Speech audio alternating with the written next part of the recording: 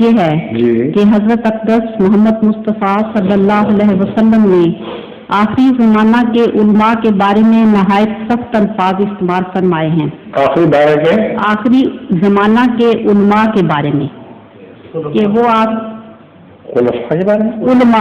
علماء کے بارے میں جی کہ وہ آسمان کے نیچے بدترین مخلوق ہوں گے، لوگ ان کے پاس ہدایت کے لیے آئیں گے لیکن انہیں سور اور بندر پائیں گے۔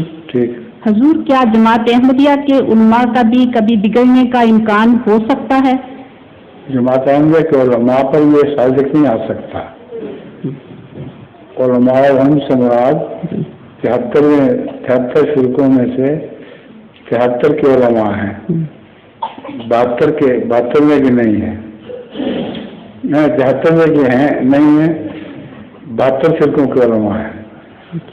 اور اسی لیے انما یخشی اللہ من عباد العلماء قرآن کریم میں آیا ہے کہ اللہ تعالیٰ کے صحیح اللہ تعالیٰ سے ڈرنے والے لوگ تو سچ میں ان کے علماء ہی ہیں۔ اور یہاں کچھ اور فرما دیا ہے، لیکن اس میں اس بات پر غور نہیں کرتے لوگ کہ وہاں علماء ہم فرمایا ہے، ان کو اپنی طرف منسوب نہیں کیا، اللہ کی طرف منسوب نہیں فرمایا، بلکہ وہ ان کے علماء ہیں۔ تو وہ ہیں جو فتنہ و فساد بنے ہیں۔ اور سور اور بندر سے مراد یہ نہیں ہے کہ سچ میں کہ سور یا بندر بن گیا، ان میں سور والی صفات ہوں گی۔ سور والی صفات، سور کھیتیاں اجاڑ دیتا ہے، جتنی کھیتیاں کاشت کرتے ہیں لوگ کسان، سور ساری کھیتی اجاڑ دیتا ہے، حالانکہ اس سے خود نہیں فائدہ اٹھاتا۔ کئی پرندے وغیرہ تو سور وہ چیزیں کھاتے ہیں تو ساتھ میں گر بھی جاتی ہیں، لیکن بغیر اپنے ذات کے فائدے کی کوئی چیز نہیں کھاتے۔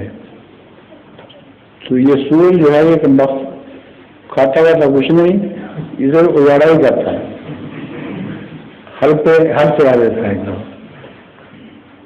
دوسرے سور ایک ایسا جانور ہے جو اپنے بچوں کو بھی کھا جاتا ہے۔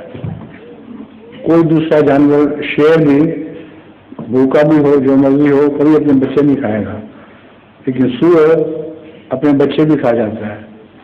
تو یہ دو گندی صفات کی وجہ سے اور کچھ اور گندی صفات ہیں جس کی وجہ سے رسول فرمایا کہ وہ سور کے علماء کو سمجھیں گے، علماء کے پاس جانا ہے، ان سے ہدایت پائیں گے تو وہاں سوروں کو دیکھیں گے۔ تو سور ان کی صفات ہیں۔ اور بندر سے مراد یہ ہے وہ نقالی کریں گے، اب چلاتے کرتے ہیں بڑے بڑی گاڑیاں رکھ کے اور بڑے بظاہر بہت نیکی سے تقوی سے بات کرتے ہیں، لیکن حقیقت میں صرف نقل ہے۔ جس طرح بندر نقل کرتا ہے اس کے اندر کچھ نہیں ہوتا۔